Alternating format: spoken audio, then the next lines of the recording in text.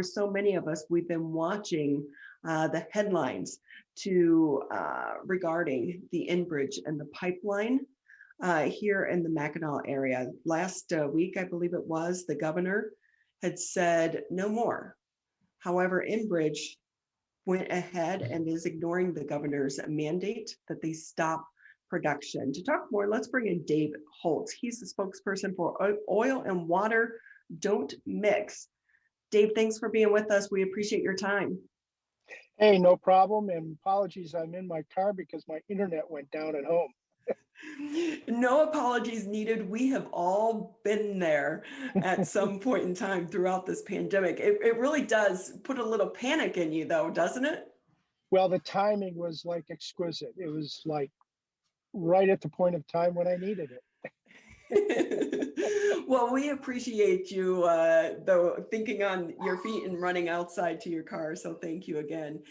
Bring us up to speed, because for some of us, this gets to be a little bit of a complicated issue, because this pipeline has been around, what, since the 50s? Yeah, I think that's a good place to start, is just what is Line 5 and how did it get there? So it has been since 1953, and it really carries oil from the Alberta tar sands in Canada through the western provinces to Superior, Wisconsin, and then there's a big Enbridge distribution center there, and that's where Line 5 continues through the UP, through the Straits of Mackinac, all the way through the Lower Peninsula to the St. Clair River, and then to Sarnia, where about 80% of the product in Line 5 goes to a refinery there. So it has been there, and really it was the big Enbridge oil spill in 2010 along the Kalamazoo River that first had folks, thinking about oil pipelines in Michigan. And there was a report done shortly after that, a couple years after that, called Sunken Hazard. And that is what really raised awareness of this dangerous pipeline in the Straits. So let's talk about the legal dispute. Where do things stand? The governor is basically telling Enbridge, you need to stop. However, Enbridge is saying, no, this is a federal issue, not a state issue. Right. And where it stands now is when the governor in November revoked the easement agreement with Enbridge that allowed them to operate the pipeline in the Straits since 1953. This is an agreement they've been saying they have been upholding since 1953.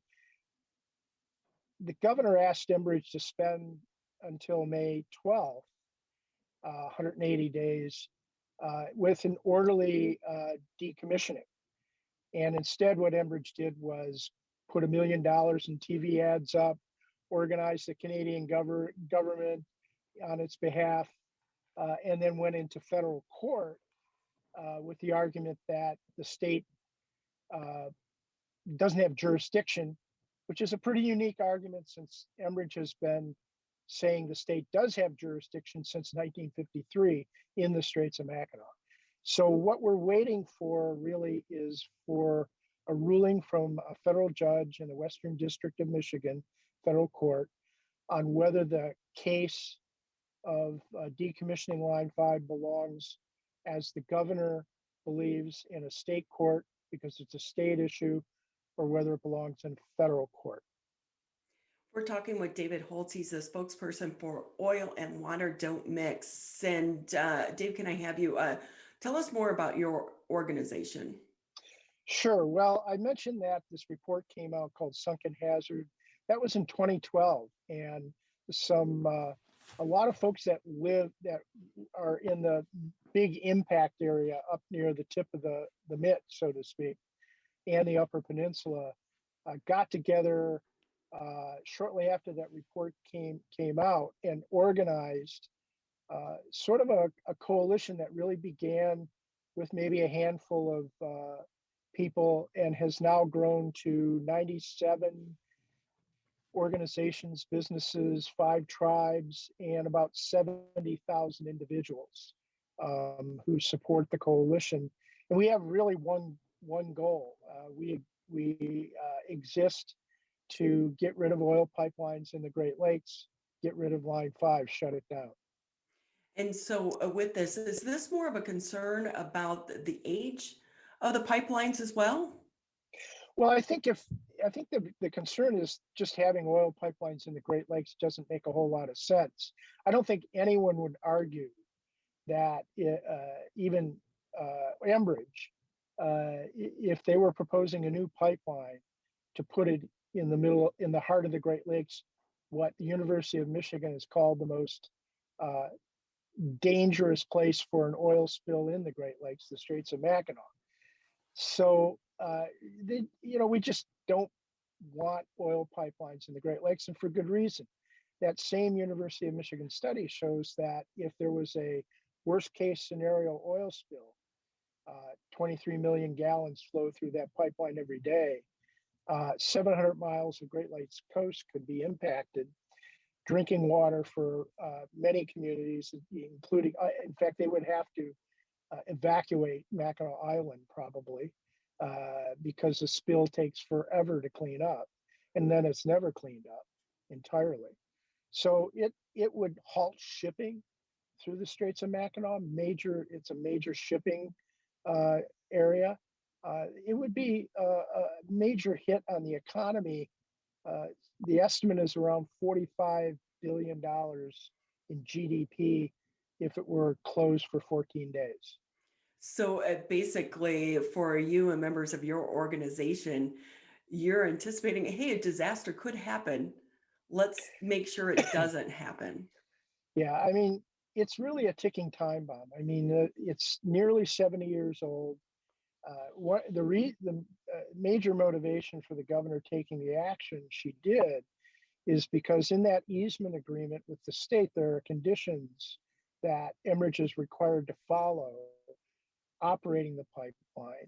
The state has determined that there have been consistent and uncurable violations of those conditions, everything ranging from failing to maintain protective coatings on the pipeline to there's supposed to be anchor supports because this pipeline is sitting right on the lake bed for the most part, every 75 feet. And there have been missing anchor supports up to 400 feet gaps, and many of them. And that's not a surprise because the current in the straits, it's like a washing machine. It's very strong. It goes back and forth, and that affects, the movement of the pipeline too, and those anchor supports. So with that, David Holtz with us here on the MegaCast, spokesperson for Oil and Water Don't Mix. I did catch a little bit of some of the testimony before some of the Michigan lawmakers, people from the industry that work on the pipeline. Their argument was this could take a lot of jobs away from the state of Michigan. Your thoughts on that? Well, when you consider what the biggest risk in terms of jobs are for that Line 5, it's the pipeline rupture, because that would really be disruptive to the major tourism industry, shipping industry, and that would be the biggest jobs hit.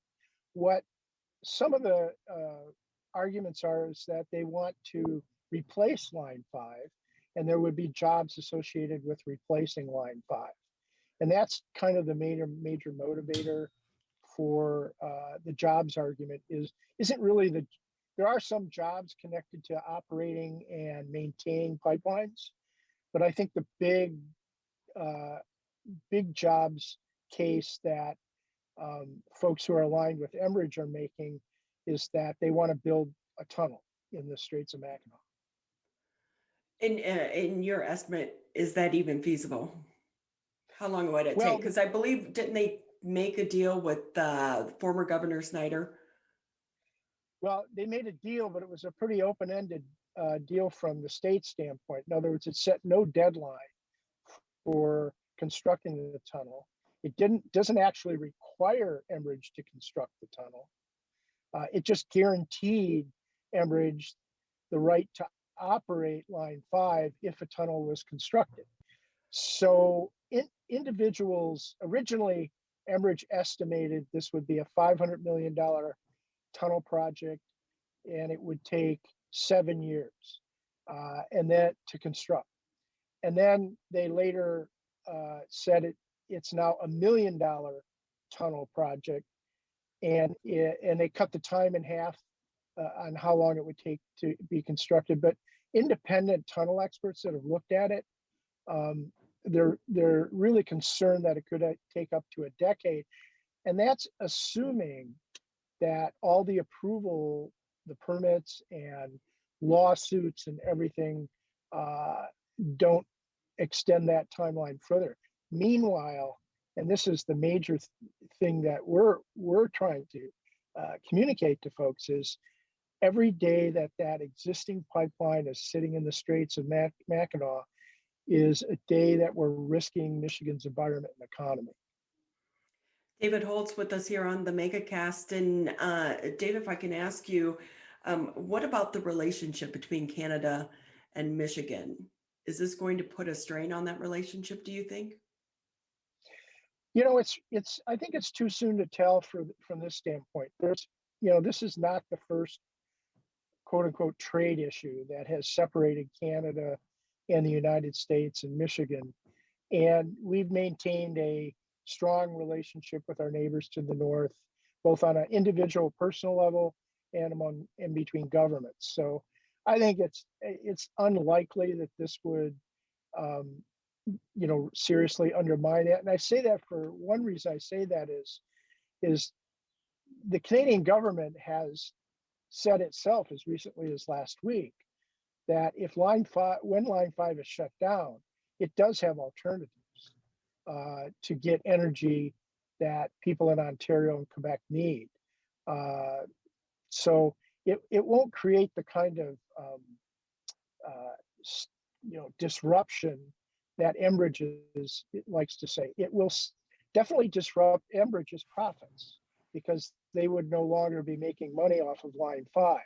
But that's not the same as Canadian energy sources being disrupted. Well, it's great that you and your team are really bringing awareness to this issue, because we know sometimes when it's not front and center, it's easy for people to forget about until that disaster does in fact happen. And so with that, we're talking with David Holtz. He's a spokesperson for the Oil and Water Don't Mix organization. How can people find out more about your effort and how can they get involved? Well, it's pretty easy if you have the internet, which I don't today. but but oilandwaterdon'tmix.org, spelled out, oilandwaterdon'tmix.org. There are places there for people to get involved, to support us financially. We don't have, Enbridge is spending upwards of $1 million on paid advertising. Our budget doesn't even cover a day's worth of their advertising. So we could use all the help we could get. Really? Because you're a grassroots effort. It is. It's, what's amazing is I've been active in Michigan environment and politics for a good deal of my life, and in environmental work for most of that time. This is the most biggest environmental citizens movement I've been connected with in all that time. And I think you'd have to go back to the 70s when we adopted the bottle bill to really come to have anything that approaches the kind of involvement from the numbers of people that we have. And I say the backbone of that involvement have been the 5 Michigan Native American tribes that have treaty rights to the Straits of Mackinac, whose economies are directly tied to commercial fishing there, that have been the backbone of engagement. So with that, Dave, too, if I can ask you, because we do know one thing throughout the pandemic, people have been outdoors in the state of Michigan, exploring the state of Michigan more so than ever. And a lot of that has put a new focus on appreciating our environment. Do you think because of the COVID-19 and this crisis and people understanding more about the state of Michigan and our diversity and our environment that could help bring awareness to this issue? Well, there's no question that more people have had the opportunity and motivation to see the beauty of Michigan uh, in the Upper Peninsula and Northern Michigan in particular. I mean, I was there in the UP about a year ago, and it was clear that a lot of people were getting out. They were going places, seeing things that, Michigan's unrivaled as a Great Lakes state in terms of beauty. And I know that, people ask me, how can we confront um, a, a mega billion-dollar industry like the oil industry? And the answer is pretty simple. If you come to Michigan, you know that people here have a personal relationship with the Great Lakes. They understand it in ways that if you don't live here, you might not. David Holtz with us here on the MegaCast. Oil and water don't mix. With that, Dave, anything maybe I didn't ask that you want to add before we let you go? Just that I think people should know that this is this is an issue that um, is going to probably be in front of people for most of the summer. So there's plenty of opportunity to get involved, to learn more about it. And if there's anything I'd ask of folks is just educate yourself more about Line 5 and the threat. And you can do that by going to oilandwaterdon'tmix.org.